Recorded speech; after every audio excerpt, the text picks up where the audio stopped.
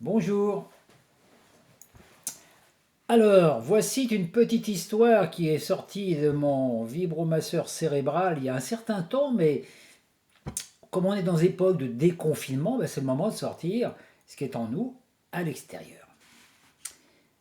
Je commence mon histoire. Ça y est, il faut aller, dit l'ange gardien. Quoi, dit le fœtus. Comment veux-tu que j'entre dans ce tunnel? C'est trop étroit. T'en fais pas, mon vieux. Les os de ton crâne sont encore malléables. Tu vas passer. Quand même, t'aurais pu trouver plus large. On fait ce qu'on peut, mon vieux. Tu verras, toi, quand tu seras un ange gardien. Ouais, bon, allez, mais file-moi un coup de main.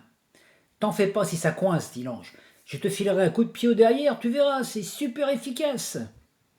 Le fœtus s'engagea dans le tunnel. Bon sang que c'était étroit. Ma tête va éclater, se disait-il. Elle est trop comprimée. Et ce n'est qu'après de longues heures de poussées, de coups de pied au derrière, que sa tête finit par sortir du tunnel. Quelque chose de chaud et de ferme attrapa son crâne et lui fit faire un quart de tour, hop, et le tira hors du ventre matriciel. Jules, entendit-il. Il s'appellerait Jules, dit sa mère en le voyant.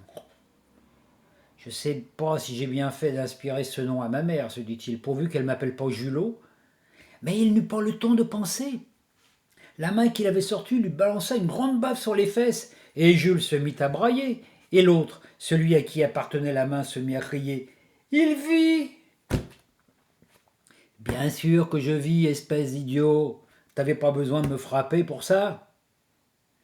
À cet instant, Jules ressentit une forte douleur dans le crâne, une sorte de migraine lancinante. « Ah, c'est normal, se dit-il, après ce que je viens de vivre.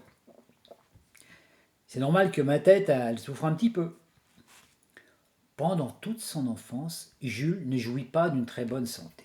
Des petits bobos venaient sans cesse lui empoisonner l'existence, et surtout des virus. À croire qu'ils avaient tous pris rendez-vous chez lui. Et ce mal de tête presque au quotidien qui lui donnait l'impression d'avoir une locomotive dans la tête. À chaque fois que cela se produisait, il voyait cette locomotive s'engager dans un tunnel trop étroit. Souvenir, souvenir. Sa mère avait pratiquement fait le tour des médecins de la région.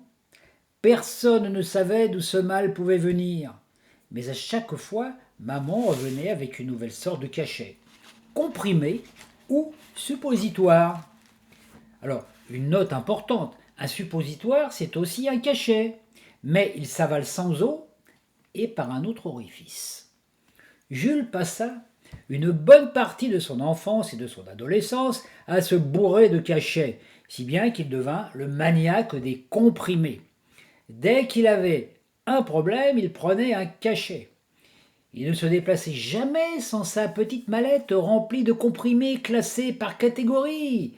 Cachet contre la toux, contre la grippe, contre la constipation, contre les virus, contre les angines, contre la diarrhée. Cachet contre la dépression, contre l'insomnie, contre le chômage, contre les embouteillages, contre la pollution, contre les emmerdeurs, etc. etc. Jules était perdu sans sa mallette. Un jour, alors qu'il se rendait au travail, il fut pris dans un embouteillage monstre. Il y en avait sûrement pour des heures. Il allait être en retard. En plus, il faisait presque nuit. Pourtant, il n'était que 7 heures du matin. Son ennemi juré, le mal de tête commença à se réveiller. C'est alors qu'une image qu'il avait vue d'une publicité se réveilla en lui. Un homme avec un crâne gros comme une courge allongée, percé des deux côtés, et à l'intérieur de celui-ci s'engouffraient des autos, des bus, des locomotives, des motos. Un peu plus loin, on voyait le même homme débarrassé de ses lourdeurs après avoir avalé un Aspro. À tâtons, Jules cherchait sa mallette, l'ouvrit et trouva par hasard un cachet rangé dans la catégorie bouchon. Voyez là l'intervention de l'ange gardien. Il l'avala sans eau, si bien que ce n'était pas un suppositoire, et par la bouche, ce qui démontre bien que ce n'était pas un suppositoire. Une bouffée d'air l'envahit. Aussitôt, il sortit de sa voiture pour prendre l'air. On ne le revit que 2 heures plus tard. Le teint un petit peu olivâtre. Il n'y avait plus de bouchons, plus de voitures. D'ailleurs, la sienne avait disparu, sans doute emmenée par la fourrière. C'était on ne peut plus fluide. Jules, qui se tenait le ventre, pensa « Oh, pour être efficace, il laisse ce cachet. Hein. Il faut que je regarde la notice. J'ai dû me tromper dans le dosage. Et maintenant, je dois entrer en stop. » Ce n'est que le lendemain qu'il récupéra son auto à la fourrière, ainsi que sa mallette, et qui s'y trouvait.